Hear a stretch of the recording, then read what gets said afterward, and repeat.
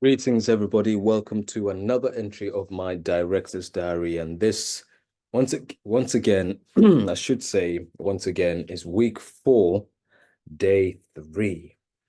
Stay tuned to hear how the costume run through went, alongside a voice session and a very real and honest conversation with my designer.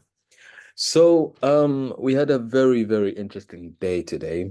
As you can see, we're edging ever so close to our first tech session, which is tomorrow, and you hear more all about it. Not tomorrow, Saturday, which you hear more all about it.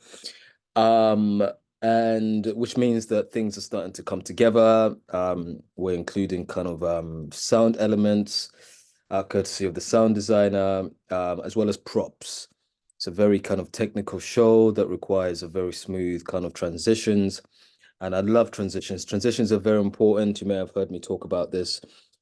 Wherein you need to kind of allow for the audience to obviously have a respite in what they're just seeing, but you don't want it to be like a tea break.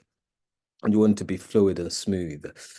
So we worked towards that.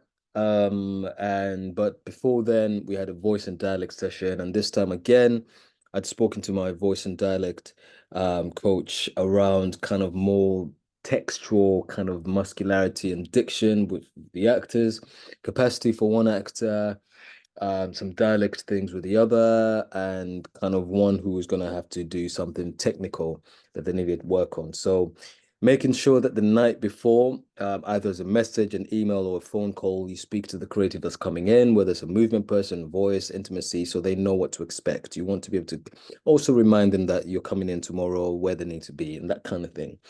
So that was great.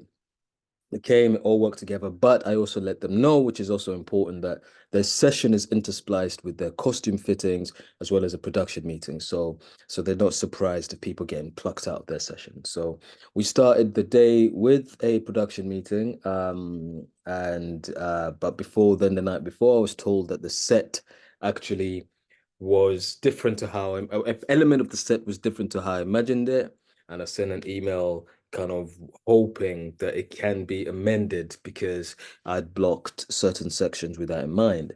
So this is to be remembered. So I voiced that to a senior member of the team, and I was told it's all to do with kind of just making sure we prioritize certain things. We had the meeting, voiced this again. You must always voice your concern. The person who was responsible for that wasn't there, so it was being communicated to them. They were doing the set build. And then there was also a few little communication things going on with the designer, and I parked that for a bit. So we finished this 30 minutes in, then went and started kind of speaking to the voice and dialect and making sure everything was running smoothly. Once that was done, costume fitting started happening. I don't know if this is always the case, but I found it very useful because the women in the cast had more things to deal with costume wise, more intricate kind of costumes. So I started with them. So I did one by one. So I'm with whoever we were working with.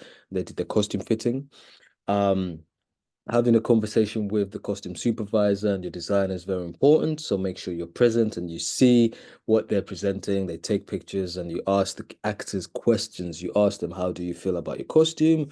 What do you think? Is it a good fit? Do you like it? They can let you know. And then similarly with the designer, you can ask them to see if it's in line with what they visualized. And any kind of amendments need to be vocalized and you need to let them know. So that's one side.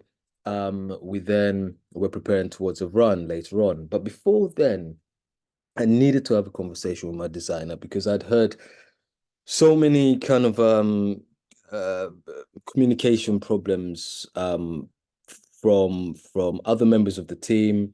So this was the time to have this conversation. So I said, let's go outside. So we went outside, away from people, and asked the designer to really kind of work and up their communication. By that I mean articulate your idea in a very coherent way, that means that people can understand exactly what you want, also work on time management. And it happened to be that actually everybody else felt the same way.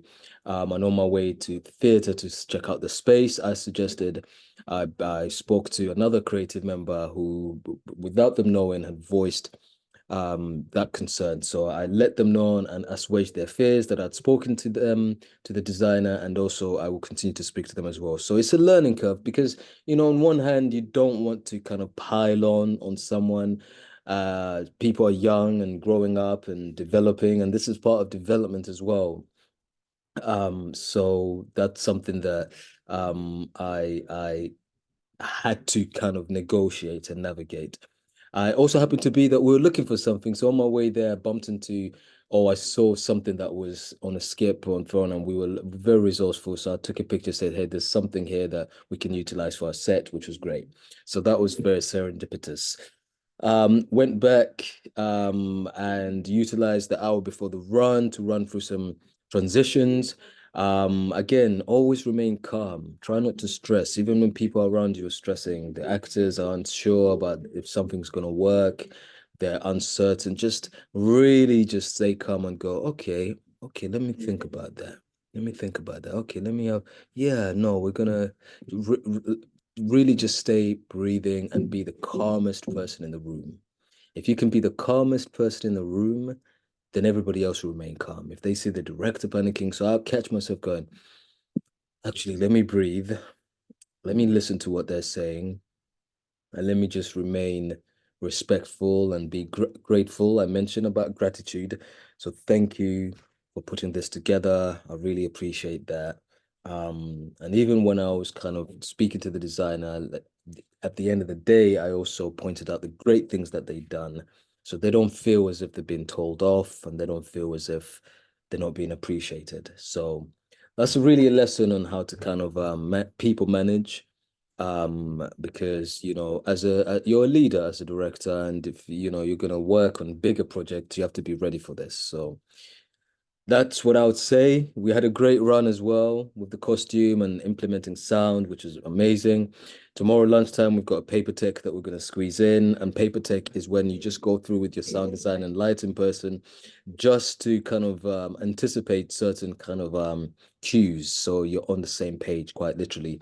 So during tech, you just go turn to page 45. That's what my first cue is, and everybody's on side.